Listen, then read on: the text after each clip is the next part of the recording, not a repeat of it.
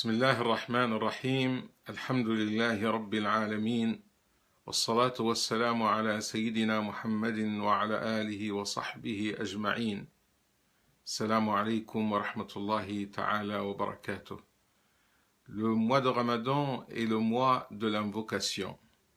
C'est parmi les grands bienfaits de ce mois qu'Allah subhanahu wa ta'ala a donné aux croyants, c'est que le mois de Ramadan est le mois où Allah subhanahu wa jal, il donne et multiplie les occasions pour le croyant afin de l'invoquer.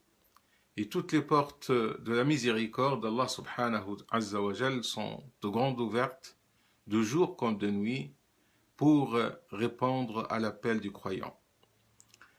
L'invocation, elle est citée, évoquée dans les versets de la sourate 2, sourate al-Baqarah, qui nous parlent du jeûne. Ce sont les versets 183 jusqu'au verset 187. Et c'est au milieu de ces versets où Allah subhanahu wa ta'ala nous détaille quelles sont les règles du jeûne, la prescription, la dérogation qu'il a donnée aux malades et aux voyageurs. Et au milieu de ces versets qui nous parlent du jeûne, Allah subhanahu wa ta'ala il nous dit وَإِذَا سَأَلَكَ عِبَادِي عَنِّي فَإِنِّي قَرِيبٌ أُجِيبُ دَعْوَةَ الدَّاعِ إِذَا دَعَانِ فَلْيَسْتَجِيبُوا لِي وَلْيُؤْمِنُوا بِي لَعَلَّهُمْ يَرْشُدُونَ. Et quand mes serviteurs t'interrogent sur moi, alors je suis tout proche. Je réponds à l'appel de celui qui me prie quand il me prie. Qu'il réponde à mon appel et qu'il croie en moi afin qu'il soit bien guidé.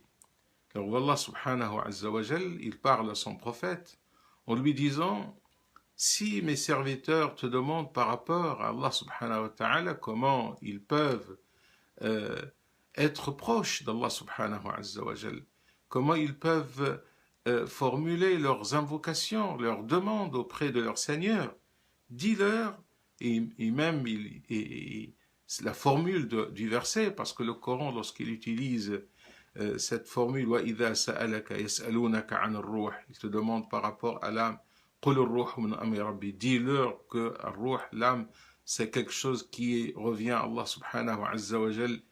Mais ici, dans ce verset, il n'y a pas قُل, il n'y a pas dis-leur. C'est directement Allah subhanahu wa jal, après avoir dit, et quand mes serviteurs t'interrogent sur moi, c'est la traduction bien sûr du verset, alors je suis tout proche. La proximité, elle est exprimée ici, même dans le style du verset, pour justement souligner la grande proximité qu'Allah subhanahu wa jal a avec ses serviteurs, avec les hommes. Je réponds à l'appel de celui qui me prie quand il me prie. C'est-à-dire que la porte d'Allah subhanahu wa ta'ala, elle est ouverte et il répond à notre appel. Alors pourquoi ce verset, il vient justement dans le cadre des versets qui nous parlent des jeûnes? Parce qu'il y a une relation très forte entre le jeûne et l'invocation. Le prophète sallallahu alayhi wa sallam, il a dit dans le hadith, لِلصَّائِمِ دَعْوَةٌ لَا تُرَدْ. Le jeûneur, il a une invocation qui est, Inch'Allah, sûrement agréée par Allah Azza wa Jal, ne sera jamais refusée. Et dans un autre hadith, il dit لِلصَّائِمِ أَوْ الصَّائِمْ لَهُ دَعْوَةٌ حِينَ يُفْطَرُ. Au moment de la rupture du jeûne, il a cette invocation agréée. Et on peut rassembler, comme les savants ils l'ont fait, entre les deux hadiths, pour dire que toute la période du jeûne, c'est-à-dire à partir du moment qu'on commence notre jeûne, dès l'aube, jusqu'au coucher de soleil, c'est une période où l'invocation est agréée par Allah Azza wa Jal et les grandes portes sont ouvertes pour nous. Et le moment de la rupture du jeûne, également, c'est un moment important, car c'est le moment qui marque que le croyant il a tenu à respecter son engagement vis-à-vis d'Allah Azza wa Jal pour jeûner à partir de l'aube jusqu'au coucher de soleil. Et cette invocation, l'invocation d'une manière générale, c'est quelque chose qui est recommandé bien sûr pour le croyant. On parle ici du mois de Ramadan, mais aussi en dehors du mois de Ramadan. Le croyant est toujours dans la position de celui qui a besoin de son Créateur. Il ne peut pas avoir une séparation dans sa relation avec Allah Azza wa Jal. Et Allah subhanahu wa ta'ala, il aime de ses serviteurs pour qu'il invoque. C'est dit dans le verset, je réponds à l'appel de celui qui me prie quand il me prie. C'est-à-dire, c'est à toi d'aller chercher cet agrément d'Allah subhanahu wa ta'ala en faisant vos invocations. Et combien nous avons besoin d'invoquer Allah subhanahu wa ta'ala dans toutes les circonstances de notre vie, que ce soit dans l'aisance ou encore plus dans la difficulté. Nous sommes aujourd'hui, comme toute l'humanité, dans une période difficile, avec cette pandémie aujourd'hui qui touche pratiquement toute l'humanité. Et combien nous avons besoin d'invoquer Allah Azza wa Jal pour nous, pour toutes les personnes éprouvées, pour toute l'humanité, mais aussi pour d'autres choses. Car aujourd'hui sur la planète, combien de personnes qui vivent dans la souffrance, qui vivent dans les difficultés, qui vivent dans les guerres, dans les confrontations, et nous avons besoin d'invoquer Allah Azza wa Jal pour nous et pour tous les autres. Mais cette invocation, elle a des règles que notre prophète sallallahu alayhi wa sallam nous a appris. Et c'est très important d'observer ces règles et de les considérer. La première de ces règles, comme le prophète sallallahu alayhi wa sallam l'a fait, avant de commencer votre invocation, vous commencez tout d'abord par la glorification d'Allah Azza wa Jal et le fait d'appeler Dieu par ses attributs. Et après, vous faites la prière sur le prophète sallallahu alayhi wa sallam, as-salatu ala nabi sallallahu alayhi wa sallam, wa as-salatu al-ibrahimiyya. Elle est très recommandée. Allahumma salli ala Muhammadin wa ala ali Muhammad, كما صليت على إبراهيم وعلى آل إبراهيم وبارك على محمد وعلى آل محمد كما باركت على إبراهيم وعلى آل إبراهيم في العالمين إنك حميد مجيد. Il est aussi recommandé dans la sunna, lorsqu'on veut invoquer Allah Azza wa Jal, de se mettre dans le sens de la qibla, comme dans la prière, car c'est un moment important, spirituellement intense, que le croyant soit devant Allah Azza wa Jal.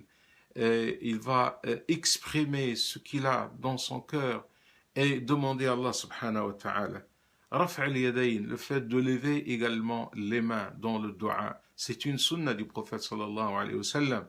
Il est dit dans le hadith que Allah subhanahu wa ta'ala, lorsque le croyant, il va lever ses mains pour l'invoquer, فَلَا يَرُدَّهُمَا خَائِبَتَيْنِ. Il ne va pas le rendre bredouille de son invocation. Au contraire, ce signe-là de soumission à Allah subhanahu wa ta'ala, d'exprimer notre besoin à Allah subhanahu wa ta'ala, que nous avons besoin du soutien d'Allah subhanahu wa ta'ala, c'est parmi les règles de dua. Et aussi, notre règle très importante que le prophète sallallahu alayhi wa sallam a exprimée dans le hadith lorsqu'il a dit « Ud'u Allah wa antum muqinuna bil ijaba » Invoquez Allah azza wa jal, mais tout en étant sûr et certain que Dieu va agréer votre invocation. C'est très important. Et ça fait partie de la foi. On ne peut pas invoquer Allah azza wa jal alors qu'on ne sait pas, on est dans le doute. On hésite, est-ce que Dieu va agréer mon invocation ou pas? Non, vous devez avoir la certitude totale qu'Allah subhanahu wa ta'ala, à partir du moment que vous êtes croyant, sincère, et vous l'invoquez pour un bien, il va agréer votre invocation. Mais cet agrément de l'invocation, elle est sous trois formes possibles, comme il est dit également dans le hadith. Soit Allah subhanahu wa ta'ala, il va vous donner ce que vous lui demandez, il va agréer votre invocation directement, soit il va vous épargner d'un mal qu'allait vous toucher en contrepartie de ce dua. Et là, parfois, on dit, mais j'ai invoqué Allah Azza wa Jal, mais j'ai rien vu de ce que j'ai demandé à Allah Azza wa Jal. Mais qui t'a dit qu'Allah subhanahu wa ta'ala t'a pas préservé d'un mal qu'allait te toucher grâce à ton dua? Il est dit dans le hadith également que ad-du'a wal-qada yata'alajani fi as-sama', c'est-à-dire que votre invocation parfois elle va monter pour écarter un mal qui va vous toucher. Et troisième forme d'agrément de dua, c'est une récompense qu'Allah subhanahu wa ta'ala va réserver à son serviteur le jour du jugement dernier. Nous allons trouver des hasanat pour des actions qu'on n'a pas fait. Et on va nous expliquer que c'est grâce à vos du'as, vos invocations. Certes que Dieu n'a pas répondu à toutes vos invocations, mais il va garder pour vous ces hasanat. Et combien c'est très important de retrouver ces hasanat le jour du jugement dernier. Également, parmi les règles de dua, le fait de répéter, comme le prophète sallallahu alayhi wa sallam, répéter 3 fois chaque invocation, le fait d'insister. Allah subhanahu wa ta'ala veut que son serviteur insiste dans le dua. Et pour finir, il faut bien sûr profiter des moments propices de dua. Il y a des moments qui sont bien sûr recommandés. Le jeûne, comme j'ai dit tout à l'heure, après les prières, pendant la prosternation, lorsque la pluie tombe, lorsque vous êtes malade, le malade il est proche d'Allah Azza wa Jal, ses invocations sont agréées. Et n'oubliez pas, dans ce mois de Ramadan, de profiter de tous les instants pour invoquer Dieu et préparons-nous notamment à la nuit du destin qui va arriver dans les 10 dernières nuits de ce mois qui vont bientôt arriver, dans les nuits impaires, de répéter cette invocation que le prophète il a appris à Aïcha lorsqu'il lui a demandé au prophète si jamais je vais coïncider grâce à Dieu la nuit des destins, qu'est-ce que je dois dire? Et le prophète lui a appris cette invocation قال له قولي اللهم إنك عفو تحب العفو فاعف عني. Dis cette invocation Allahumma innaka afu, Dieu vous êtes le pardonneur, tuhibbu al-afu, qui aime le pardon, fa'fu anni, pardonne-moi, c'est-à-dire mes péchés. Voici une grande invocation que nous devons, Inch'Allah, répéter, et notamment pendant les 10 dernières nuits de ce mois, les 10 derniers jours de ce mois béni. Que Dieu, Inch'Allah, agrée nos invocations, qu'il agrée notre jeûne, et qu'il nous aide d'être toujours dans la proximité d'Allah Azza wa Jal. Barakallahu fikum wa jazakumullahu khayran. Wassalamu alaykum wa rahmatullahi ta'ala wa barakatuh.